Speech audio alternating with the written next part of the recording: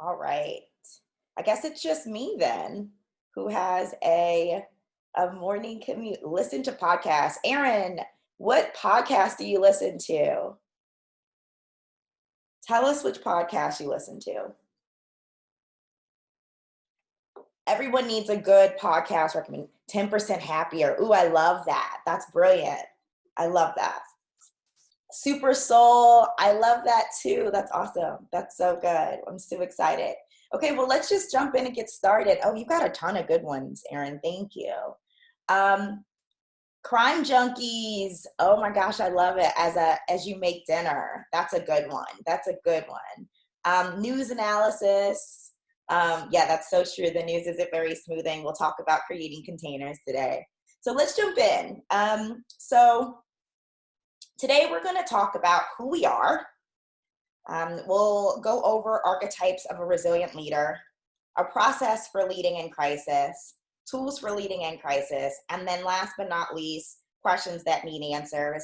I hope that you all came with your questions today around leading resiliently.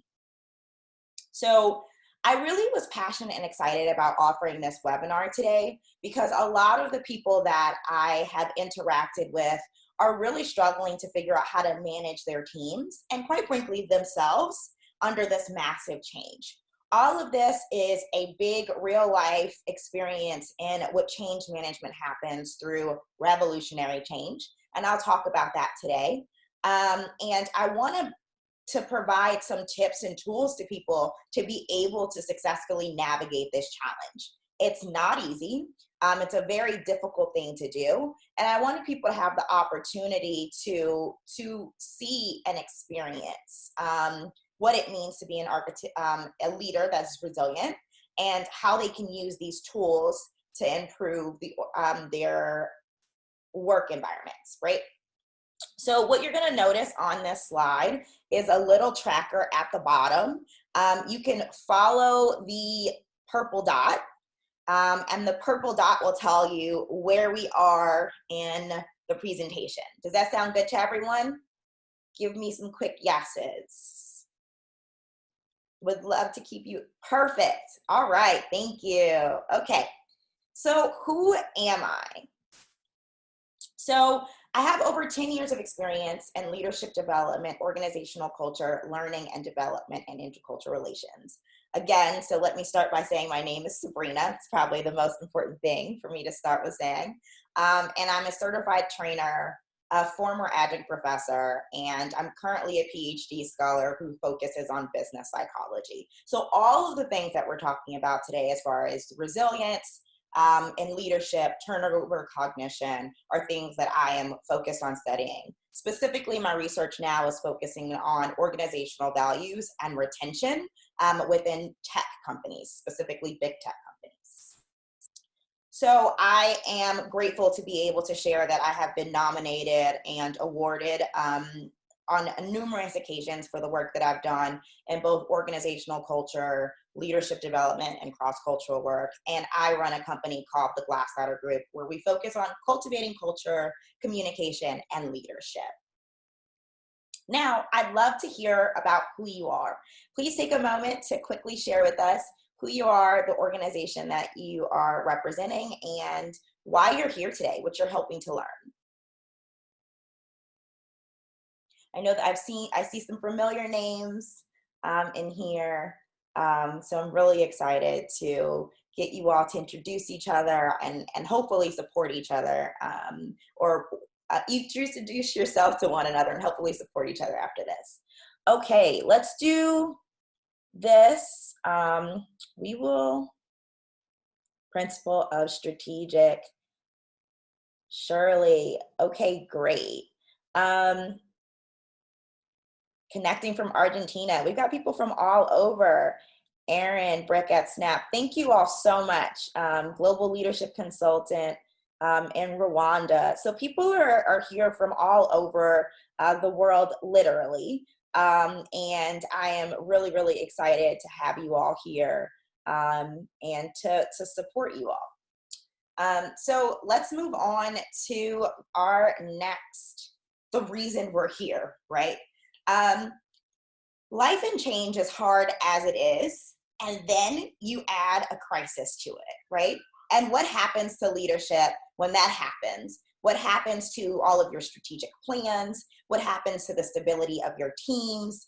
It turns into this massive activity in a test of your systems, that a test in the motivation of your employees and your team, and kind of having to repivot and pivot over and over again daily when it comes to your organizational strategies. And so what we're here today to do is to build up a little bit of resilience against the shifts and the changes that are happening in response to COVID-19.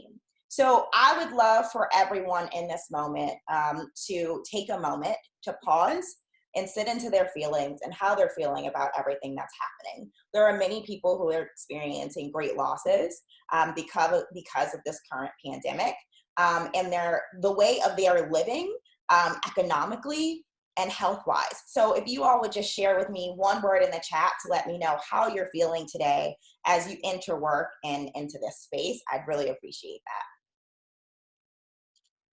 So my word for today is hopeful. I am very hopeful that we are going to be able to come together as leaders and as organizations to create strategies that support our people and to support our communities. Energized. I love that, Gary. That's a strong word. This too shall pass. Yes, Lillian, thank you. I love how hopeful this audience is. It's really great to be in the community. Peaceful, focus. These are so great. These are excellent words. Thank you so much. All right, so with that being said, I want to talk about archetypes of a resilient leader. Ooh, I got some curious ones. Yeah, and then Jeremy, I definitely understand that feeling of depression. So before I go into the archetypes of resilient leadership, I would love to share that, I think what we're going to see is that there are a range of feelings and as a leader and experiences, the way that people are experiencing this. And as a leader, it's important to hold space for all of those feelings and emotions, right? There are some people who are so grateful to be able to finally be at home working alone. And there are some people who are really struggling through that. And as I mentioned earlier, there are people who are experiencing great losses. And so we'll talk about how to deal with that as a leader as well. Okay, so first, resilient leaders are strong communicators, right? As a strong communicator, you communicate directly, clearly, and often, okay? Without being clear and direct, the people who are working with you and to support you are unable to understand which direction to go in next. So as a resilient leader, it's your responsibility to be consistently and communicating. I like to talk about this as a time where it's good to be over communicating. It's critical that you are consistently and constantly communicating and that people are always in the loop. Next, resilient leaders are adaptable. That means that they're able to pivot and they have a high capacity to learn, right? I was having a conversation the other day and we were talking about people who generally feel like they're the smartest person in the room. As a resilient leader, it's important for you to recognize that you and your capacity to learn and to shift and to change is what makes you a great leader. And some of that learning, shifting, and changing comes from the people who are supporting you within your teams. So remember to be adaptable and pivot during this time. Again, we talk about how hard change is. When everyone walks into a classroom or a meeting space that they're used to being in and someone's sitting in their seat, what happens, right? But to see this massive amount of change that we're having now and having people experience that, it's important as a leader to, one, be able to pivot and change and to support your teams in pivoting and changing as well. Next, you have to be trustworthy. So you have to create a space of trust. And you do that by, one, communicating, keeping a positive outcome, and actually providing a safe environment for those who are working with you, right? So how are you holding space and creating space for those who are working with you, and then at the same time being able to help them and inspire them to move forward in a positive way, offering positive, not solutions, but things or next steps forward. Then we have limit pushers. Resilient leaders are risk takers. They push the limits and they push the bounds of what they themselves and also their teams believe is possible. So in this space where we have quite a bit of fear, stress, anxiety, and worry, as a leader, how can you push the limit and the bounds of the imagination to imagine that you all can come together and work together in a strong and consistent way? Leaders are also we-oriented. One thing that I'm seeing in this time are teams are becoming siloed, right? So let's just say you have an organization that's highly events oriented. What's happening is when the strategy for events or one of your arms of your strategy is highly event oriented, right? When that strategy is no longer able to work, what's happening is those teams are now not getting communicated with, right? They're not a part of the new strategy. So people are moving forward without them. Well, as a leader, it's your responsibility to make sure that your organization is focusing or your team is working as a fist. That means that you all are moving together and that no man gets left behind or no woman gets left behind. So if you're looking at your strategy and you're noticing that there is that collaboration is declining across your different verticals, then that means you need to rethink about strategizing because you want to be we-oriented. How as a leader can you bring everyone up and bring everybody along? Next, leaders are transformational. I talk a ton about transformational leadership. In order for you to be a true leader and who is resilient, you need to be able to inspire transformation. People who are transformational leaders are highly charismatic, so they really focus on their communication, how they're messaging and what they're messaging. Okay, they're also inspirational. They're able to motivate people by providing an example for them. They push the limits of what their team believes is possible. Again, this is that limit pusher. They are pushing their teams to thrive at their highest capacity in a healthy way.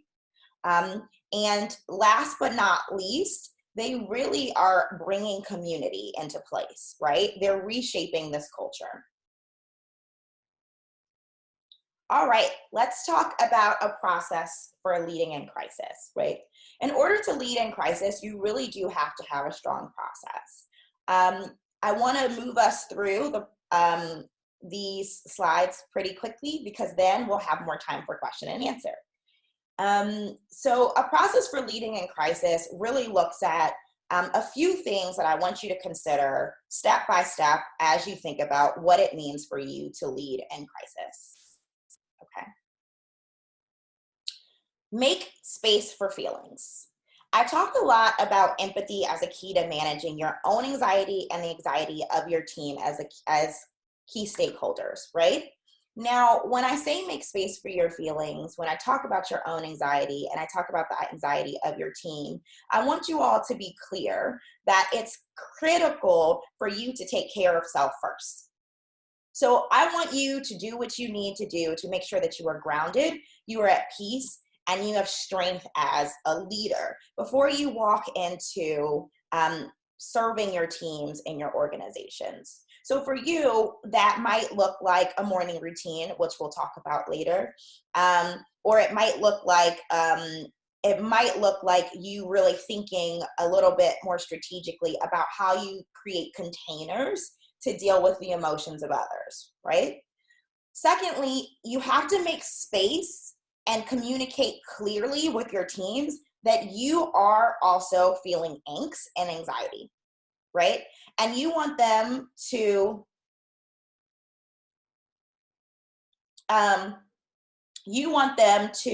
really be mindful of the fact that you are making space for their feelings, right? So the idea here is to communicate directly to them and to say, you know what, I am also feeling the same amount of angst, and be honest and genuine and thoughtful about that, right? And also make space for them to communicate that with you too. And you want to do that consistently because you want to create psychological safety for your groups, and you want them to know that you're also struggling with everything and also then moving forward, right? I think that's very critical and important to do.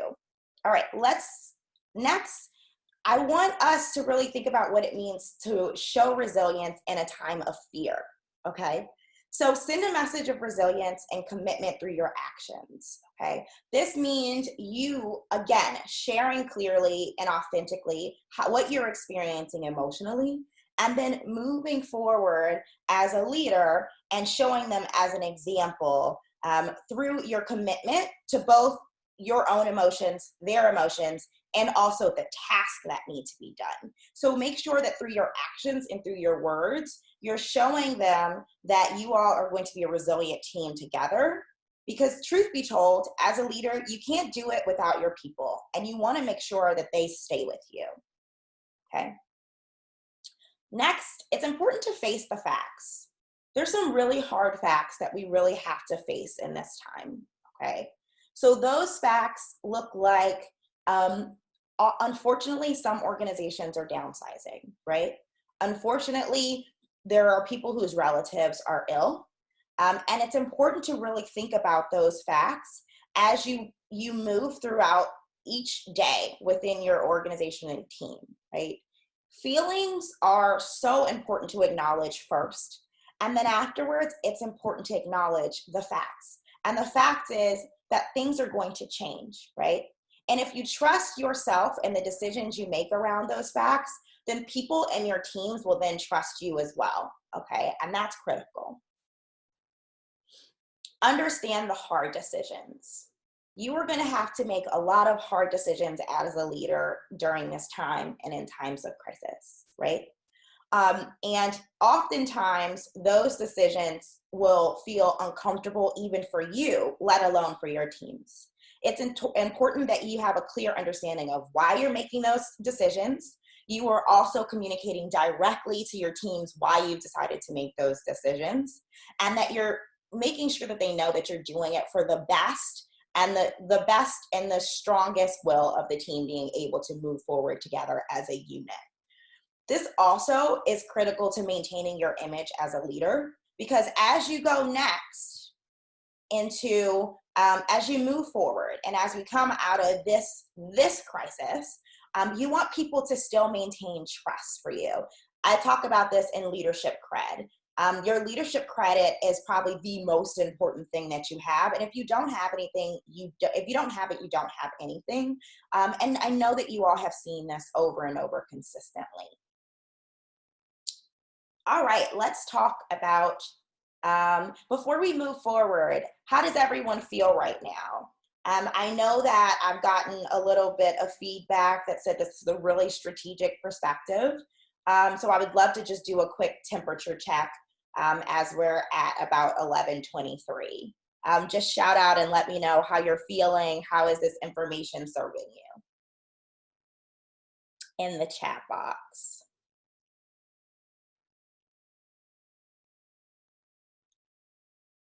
Great, thank you so much, Andrea. Great, thank you, Stacy. All right, let's get into, thank you. Yes, so we're gonna go into tactical tips right now, actually. So here are tools for leading in crisis. Thank you, Erin, for the tactical tips. Okay, great.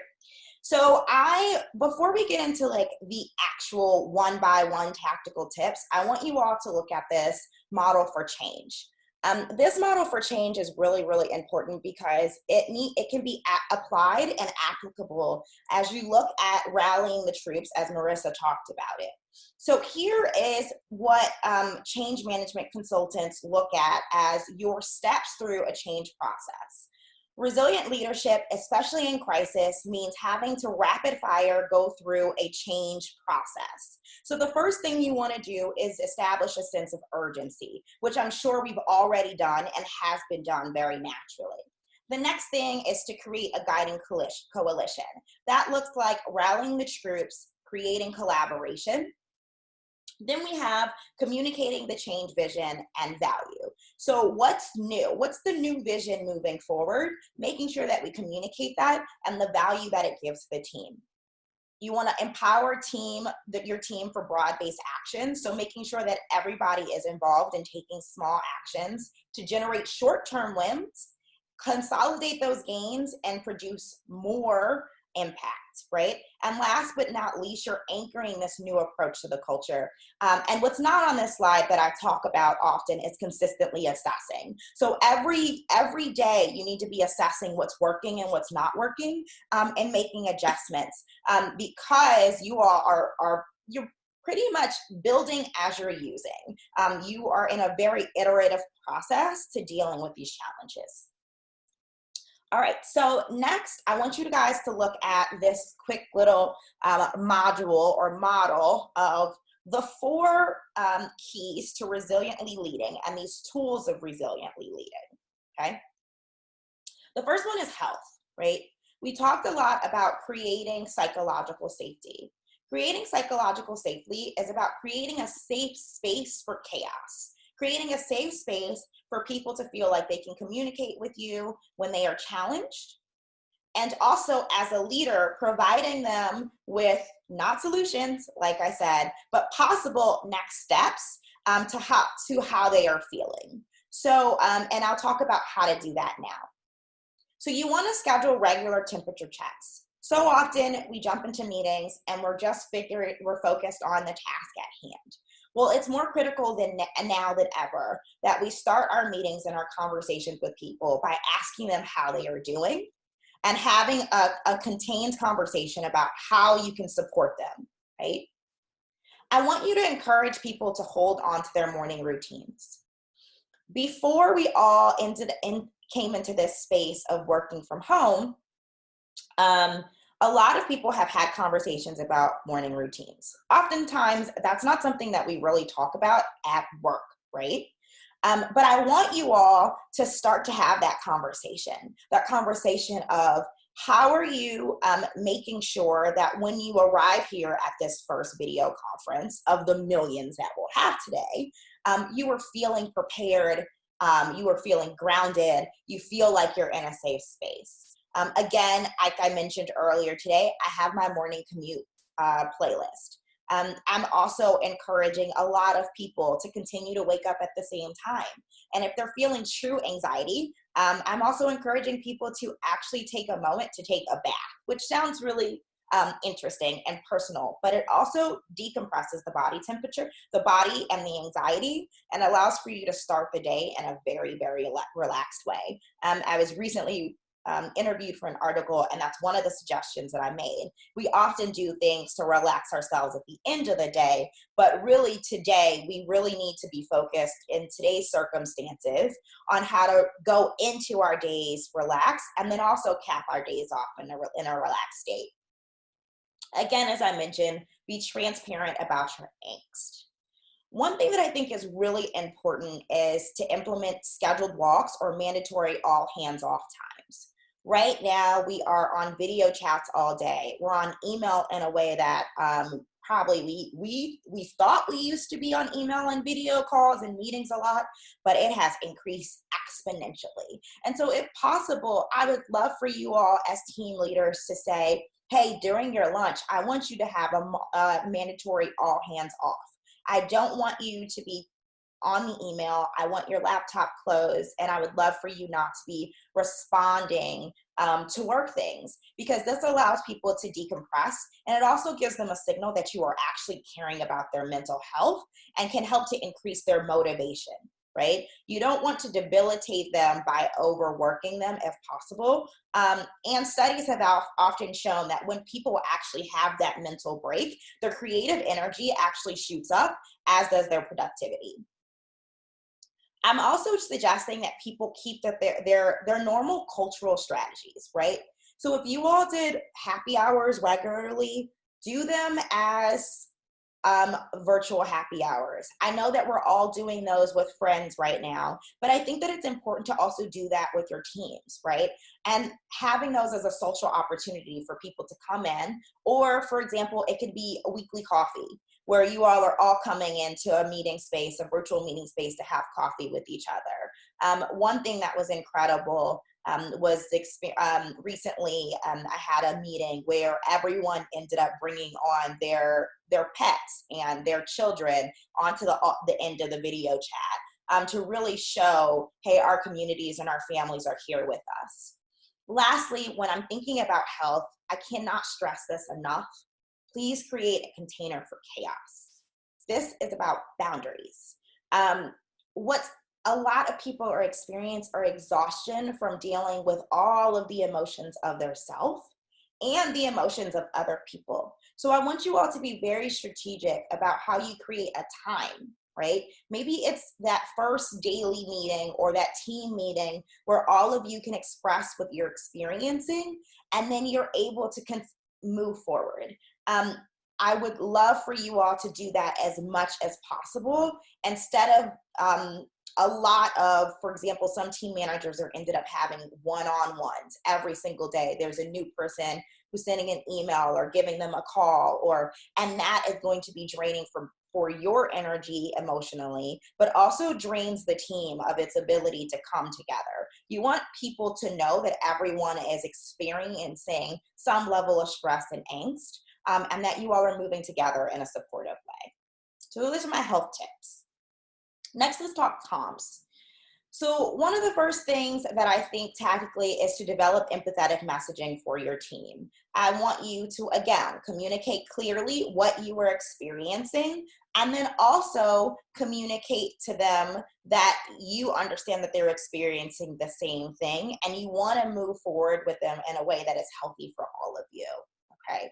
These are daily communications. You have to remind them every single day that you are with them and they are with you, and you all are moving as a team. It's so often we are in organizations and we're so used to just moving that we forget to pause and remember, hey, look, we are all experiencing this as human beings and all struggling at some level. And we are kind of work as machines, right? And so what I'm encouraging people to do is to pause every day and send out an empathetic message to their team saying, I understand what you're experiencing. The news is making this harder. But I am here with you and I'm here for you, and we're moving forward together. Another thing that I think is important is to develop a two-way communication system. You want to make sure that you are creating 360 communication systems now. This might be a daily report or a newsletter that you send out every day that says these are the major changes that have happened because of this crisis today. So that every time someone opens their computer in the morning, they can see the major changes that have happened and have been affected, and how those things will impact their business or their work moving forward. This allows for people to see that they're being kept up to date. A lot of people in this space in this time are dealing with uncertainty, and that uncertainty is being caused because they're not getting thorough, direct, and transparent communication about what is happening, and they feel very confused. What happens when we don't have a map, or we don't have our guiding system, right? Our GPS, and we're driving along the road? We get nervous, we feel anxious, we get confused, and we end up getting lost. You don't want people to get lost because they don't have a system or understanding of what is actually happening, okay? Conduct weekly check-ins to assess what has worked and what hasn't worked, okay? So you want to look back on your week and say, this new tactic that we put into place, maybe it's that new communication system you're going to put into place, worked or didn't work. You want to ask your team weekly, what worked for you this week? What actually shifted and allowed for you to be able to work in a more focused way this week? What made your job harder this week and what made it easier? And use that to consistently incorporate into your next week's strategy, okay? Again, be transparent and inclusive at each step. And last but not least, as leaders, please send out thank you emails to your teams. I want you to acknowledge the wins, both big and small, and I want you to highlight the circumstances. So if you right now are with a team who is working hard and supporting you, or even a team that is struggling, by showing gratitude to them and sending out a weekly thank you email and acknowledging the level of work that they're in, you're going to increase their motivation, increase their ability to continue to move forward with you. Okay, so some collaboration tactics. One thing I want, and I've talked a lot about this today, is reconfirm team cohesion. So remind people that you're one team with one mission, okay? And that means you want to include your team on decision making from the beginning and use collaborative brainstorming. My suggestion for organizations and for teams, specifically teams that are focused on, let's just say you're focused on the marketing for the organization, or you're focused on leadership development for the organization, right? I want you to get your team together and hold an all hands on deck meeting and say things are changing rapidly. Our strategies and tactics also have to change. Please, let's take this time to share with each other how we can move forward. All of these suggestions won't get incorporated because they can't, but every single one of them are going to make an impact on the strategy that we use moving forward. You want to make sure that everyone feels like they've got their hands in the process and are valued as their input.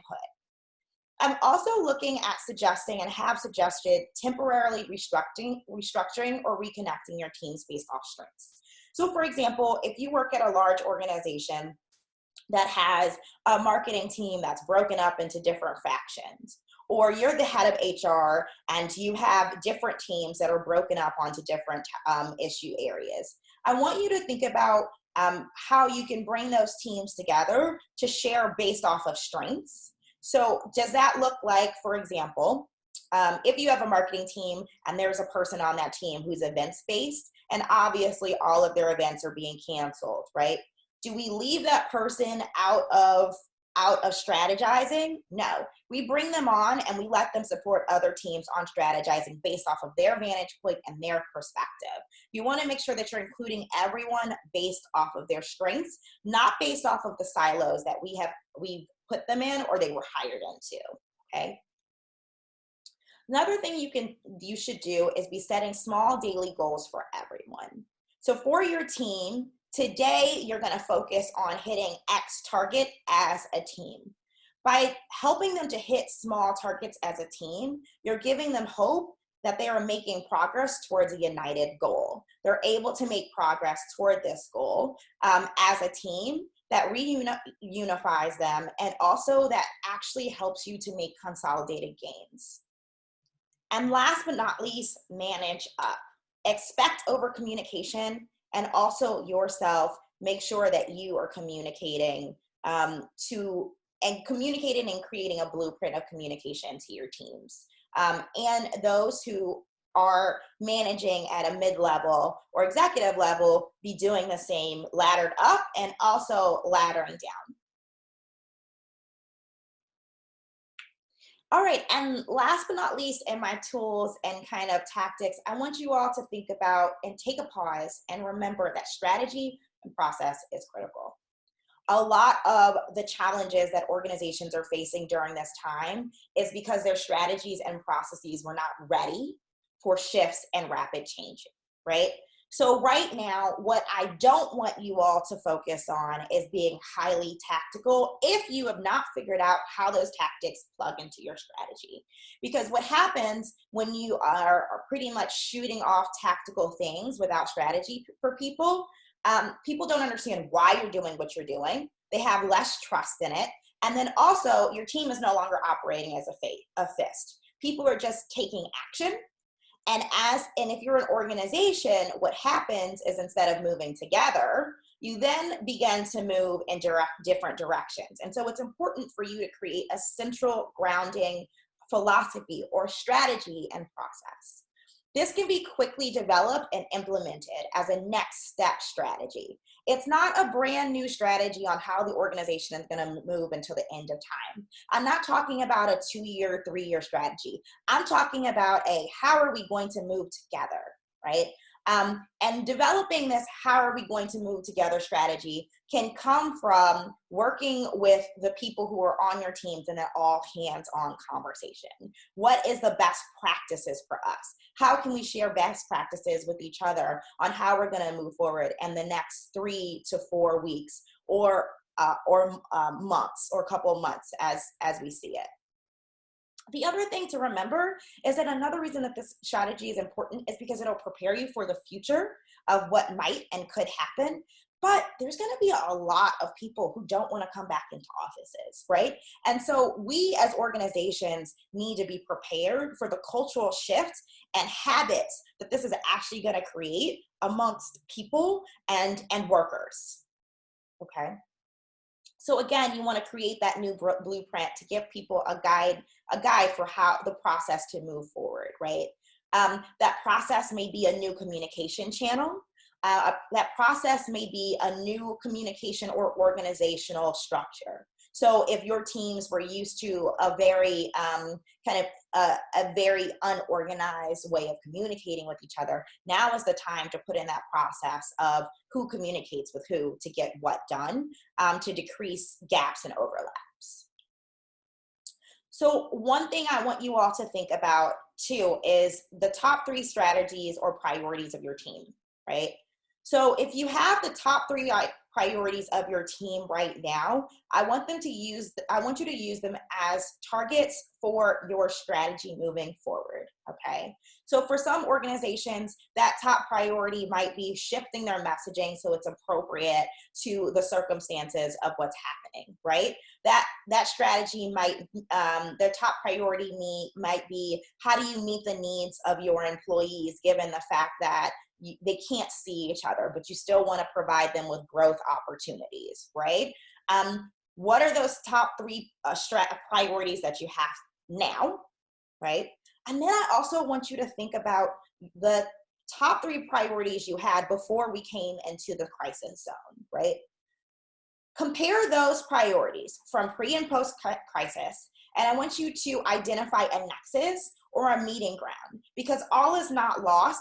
And there's still an ability for you to hit the priority, some of the priorities, and to keep some of your strategy. We don't have to throw everything out and reinvent the wheel. In some ways, if we take the time to identify our gaps and overlaps. Another really tactical thing to do with strategy is increase the number of your goalposts. This is, I would say you want to increase the number of times where you're checking in and you're making checkpoints towards your goals. This also goes to the creating smaller goals, right? So that you are working together and building up towards the ultimate goal. Employ strength-oriented leadership and agency. Allow people to show leadership based off of their strengths in this time, because you need their impacts and their feedback. And again, assess, reassess, then reassess again. So those are some of my tactical things that can be done. Again, make time for those additional meetings.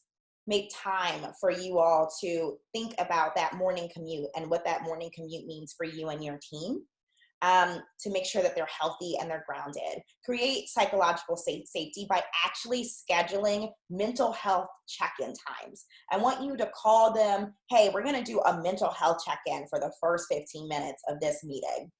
I want you to call it out and to name it. I want you to be sending out clear, concise, and decisive messaging, and to be transparent. And I want you to make sure that your team, that no one gets left behind in your team. Make sure that everyone knows that they are a part of the new strategy moving forward. And last but not least, be creating your blueprints. So as we go forward, I have a quick pop quiz for you all. How are you demonstrating your role as a leader? How are you demonstrating your role model and resilience? Everyone share in the chat for me.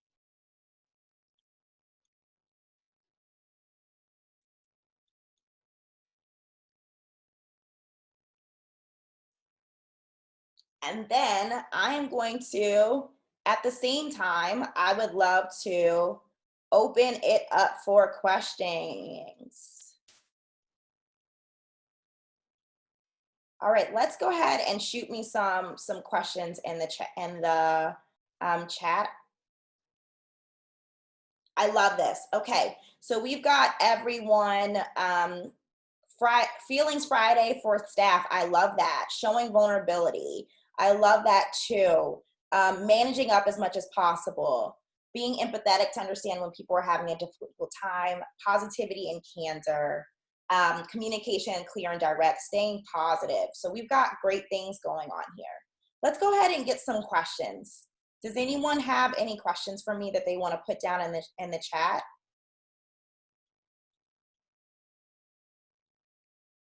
Check in before you start a conversation. I love that. Ask if the employees and their families are okay. Yes, be inclusive of people's families, and the fact that they actually come with a community, right, when they enter the room. Do we have any questions?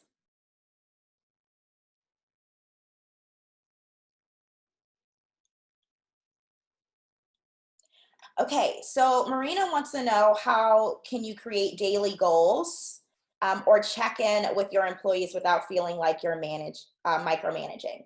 I think that this is all about clear communication, right? So you want to put a container around it. You want to say to everyone, look, this is what our new strategy is. And what I'd like to do to help us to feel like more of a team, to make you feel like more of a team, what I would like for you to do, I would like for us to look at increasing our goalpost. This doesn't necessarily mean that I'm going to be checking in on you consistently, but this means that as a team, we're all going to increase the number. We're going to break down what we have seen as major goals to smaller ones so that we're consistently moving together. The idea here is not to be overbearing or to be checking in with them every day, but to maybe at the beginning of the day say, like, our main goal for the day is X, Y, and Z. And then asking people to share, and maybe it's not in a one-on-one way, but on whatever your internal communication system, maybe you use Slack or something of that nature, say, hey, this is how we did towards our goal today, right, as a team. And so remembering that if you keep it a team orientation and as breakdowns to larger goals, then it doesn't feel like you're just giving them tasks. Okay, Aaron asked about how much normalcy to inject. Okay, Aaron, I think it's important to inject as much normalcy as possible, which is why I talk about communicating in containers, right? So you want to give people the opportunity to communicate in a container, so at a scheduled time, and then help people to continue to move forward and focus, because we do have fatigue. We have fatigue for talking about the crisis and what is happening, but we also have fatigue from talking to each other and feeling like we're repeating things over and over again. So what I would suggest really is saying, having that overall, this is what's happening, right? This is what we know we're experiencing, and as a team, we're going to try to move forward to serve our community as best as possible. And the way that we do that is by continuing to meet our promise, right? The promise that we have to our communities as organizations has not shifted.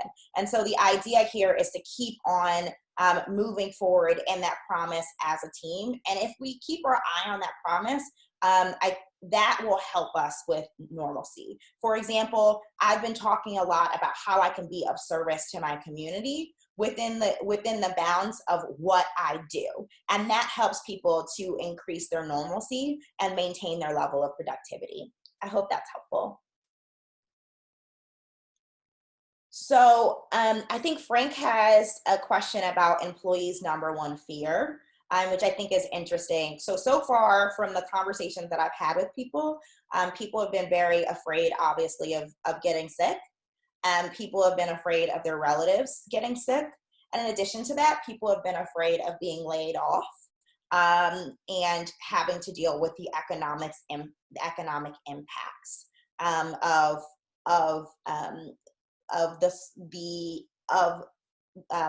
this crisis, right?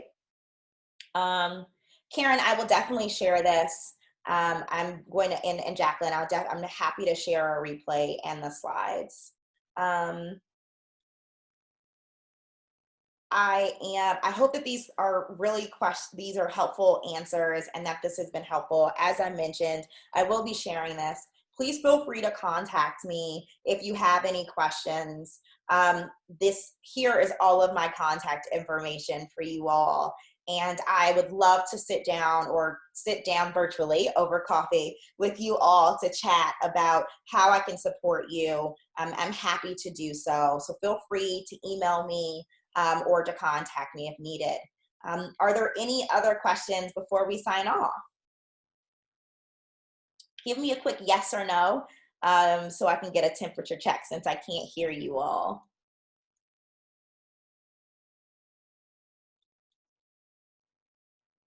Thank you. I hope that everyone saw this as helpful. Again, if you have some specific questions that you want me to answer about your organization that you'd like to do privately, I am 100% here for that and willing to do that. I'm also willing to offer this type of presentation to your organizations as well. And that is more tailored and specific to the needs of your company. So again, thank you so much. Thank you so much. And I think I've seen a couple more questions popping in. So Shirley wants to know, what should a manager do at the moment of opening space for feelings someone says something very difficult to handle? Okay, so if someone says something very difficult to handle, I can only imagine that this might be that they have a relative that it's passed or something of that nature that is ill. I would say create the space for that, right? I think that, business is important in getting the task done, but if you don't create the space for and deal with what is actually intrinsically important to someone, and your team doesn't see you do that, you actually will debilitate your ability to move forward as a leader. So create the space to deal with what is difficult to handle for yourself and for them. Don't be afraid to show them that you are experiencing and you do understand their feelings and that it has impacted you and that you are there with them. The key is to make sure that no one on your team feels alone, okay? I hope that's a helpful answer. And then for Gary, who wants to know, how would the model change if you focus on centers and a community versus business? I think that what you really want to do, the model doesn't necessarily change. How you offer that resource changes, right? So for example, if you're a community center and you don't have as many people, you don't necessarily have, if you're talking about the people who receive your services, you want to make sure that you shift all of your services virtually and continue to communicate clearly. You're still using these same tactics and tools. Encourage people to keep their morning routines. Encourage people to have those hands-off times.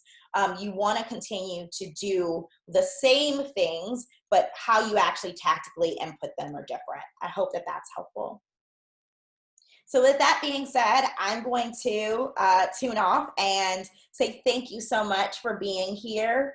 And I really look forward to sharing with you all both the slides and the replay for this. And please, please, again, feel free to connect with me and contact me if you have any questions at all. Thank you, everyone.